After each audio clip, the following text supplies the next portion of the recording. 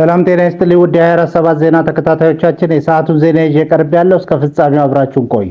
የምንለቃቸው መረጃዎች እንዲደርሳችሁ ላይክ፣ ሼር እና ሰብስክራይብ ማድረጋችሁ እንዳትረሱ በማለት ወደ ዜናው አለፉ። የዓለም የንግድ እና የኢንዱስትሪ ትስስር በአየር በየብስ እና በባህር ሎጂስቲክስ ስጋቶች ውስጥ መውደቁን ተከትሎ የባህር በር ደህንነት ጉዳይ ከምንጊዜውም በላይ አንገብጋቢ መሆኑን ጠቅላይ ሚኒስትር ዶክተር አብይ አህመድ ገልጸዋል።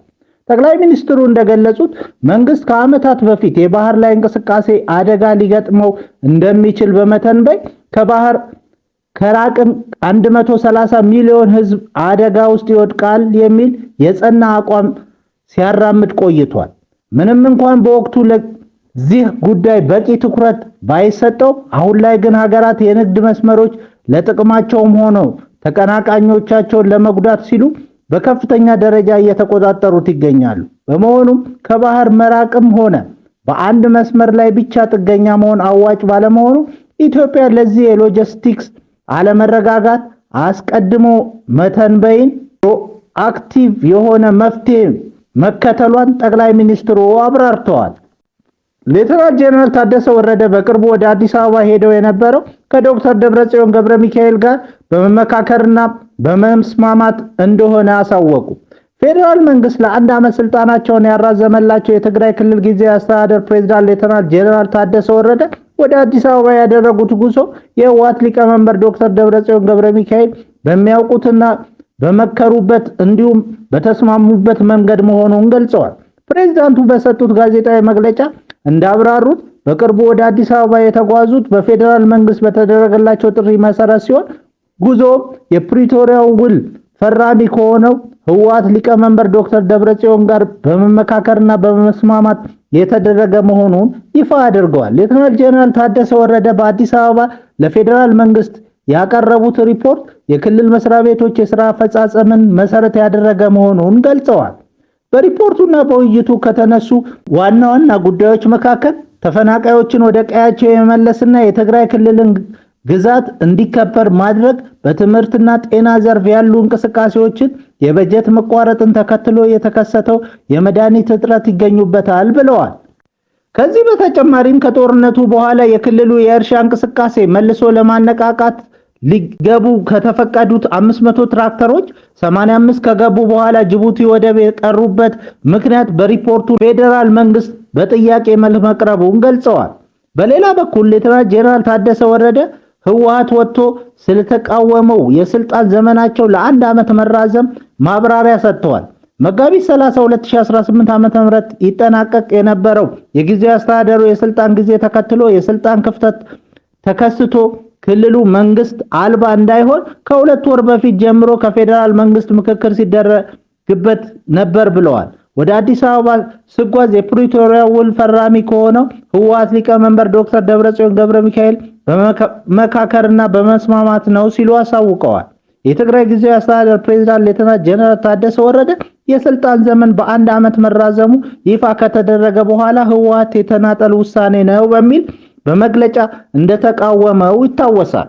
በከምባታ ዞን ዱራሜ ከተማ በፖሊስ ከፍተኛ አመራርነት ሲያገለግሉ የቆዩት ኮማንደር አልማዝ ዮሐንስ ሚያዝያ 5 ቀን 2018 ዓ.ም በደረሰባቸው የታጣቂ ኃይሎች ጥቃት ህይወታቸው ማለፉ ተረጋገጠ። እንደ ዞኑ መንግስት ኮሚኒኬሽን መግለጫ ግድያው የተፈጸመው ኮማንደሯ የትንሣኤ በዓል ዕረፍታቸውን አጠናቀው በኢትዮጵያ መከላከያ ዩኒቨርሲቲ የሚከታተሉትን የስትራቴጂክ አመራር ስልጠና ለመቀጠል ወደ አዲስ አበባ በመመለስ ላይ ሳሉ ነው። ጥቃቱ ከቀኑ 11:35 ላይ መፈጸሙ የተገለጸ ቢሆንም ስለ አጥቂዎቹ ማንነትና ስለ ጥቃቱ መንስኤ እስካሁን በዝርዝር የተሰጠ ማብራሪያ የለም።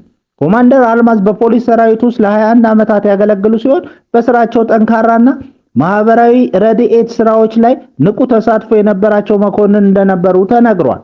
የሶስት ልጆች እናት የነበሩት የኮማንደሯ ህልፈት በዞኑ ነዋሪዎችና በስራ ባልደረቦቻቸው ዘንድ ከፍተኛ ሐዘንን ቀስቅሷል።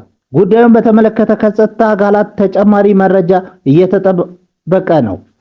በሌላ ዜና እስራኤልና ሊባኖስ በሄዝቦላ ትጥቅ መፍታት ላይ ተስማሙ። በዋሽንግተን ዲሲ በተካሄደው ውይይት እስራኤልና ሊባኖስ የሄዝቦላ ታጣቂ ቡድን ሙሉ በሙሉ ትጥቅ እንዲፈታ ስምምነት ላይ መድረሳቸውን የዩኤስ ስቴት ዲፓርትመንት ባለስልጣናት ጠቅሶ ኤንቢሲ ኒውስ ዘግቧል።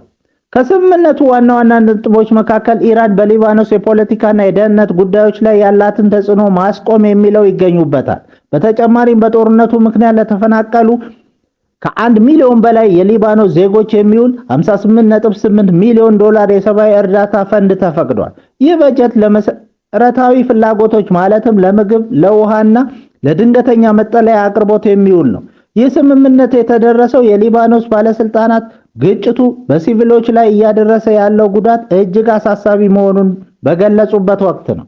የአሜሪካና ኢራን ሁለተኛ ዙር የንግግር ሂደት በሚቀጥሉት 2 ቀናት ውስጥ በፓኪስታን ሊካሄድ እንደሚችል ትራምፕ ጠቆሙ። የአሜሪካው ፕሬዝዳንት ዶናልድ ትራምፕ ከኒውዮርክ ፖስት ጋር ባደረጉት ቃለ ምልልስ በሚቀጥሉት 2 ቀናት ውስጥ በፓኪስታን የአሜሪካና ኢራን ንግግር ሊቀጥል እንደሚችል ተናግረዋል።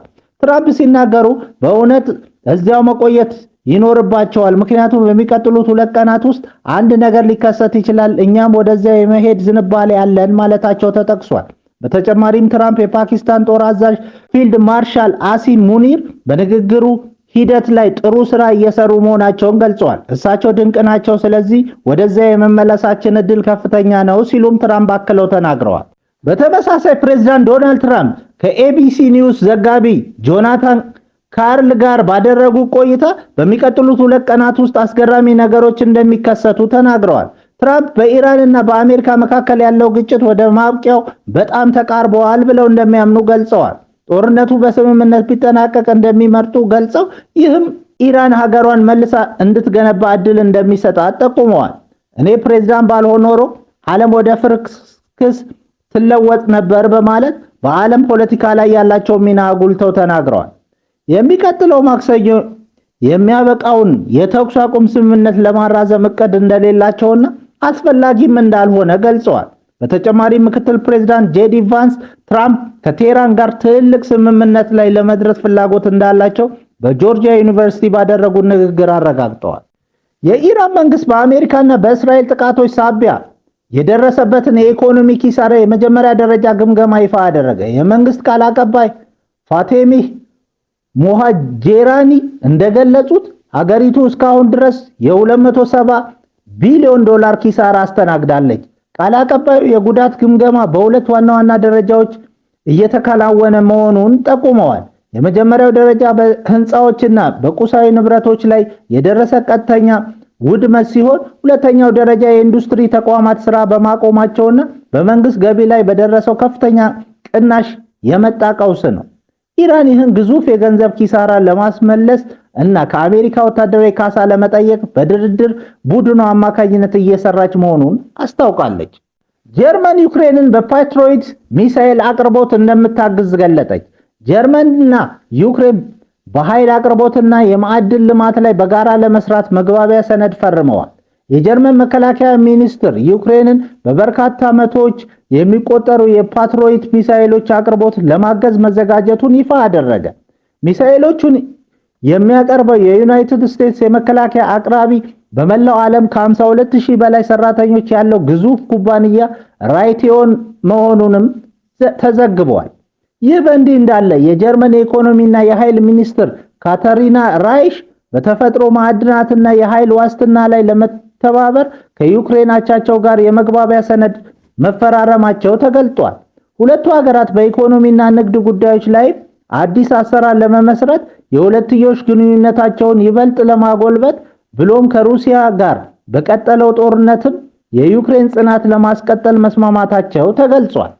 በኖርዌይ አንድ የ14 ዓመት ታዳጊ የህዝብ ማመላለሻ አውቶቡስ በመስረቅ 200 ኪሎ ሜትር ርቀት በማሽከርከር ድንበር ተሻግሮ ስዊድን ገባ። ድርጊቱ የታወቀው ዛሬ ሲሆን በአውቶቡሱ የጠፋ መሆኑን ያወቀው የትራንስፖርት ኩባንያው በሳተላይት መከታተያ ጂፒኤስ አማካኝነት ተሽከርካሪው ጎረቤት ሀገር ስዊድን መድረሱን አረጋግጧል። የስዊድን ፖሊስ ታዳጊው በደቡብ ምዕራብ ስዊድን ሳንተንበርግ ከተማ አቅራቢያ በቁጥጥር ስር አውሏል። ታዳጊው አውቶቡሱን ከኦስሎ በስተደቡብ ከምትገኘው ቬስትቢ ከተማ እንደሰረቀውና ጉዞን ብቻውን እንዳከናወነው ተገልጿል። የታዳጊው ድርጊት መንስኤ እስካሁን ባይታወቅም የኖርዌይ የህፃናት ደህንነት ባለሙያዎች ታዳጊውን ለመረከብ ወደ ስፍራው ማቅናታቸው ተነግሯል። ክቡራን አድማጮቻችን ለሰዓቱ ያልናቸው ዜናዎች በዚህ እናበቃለን።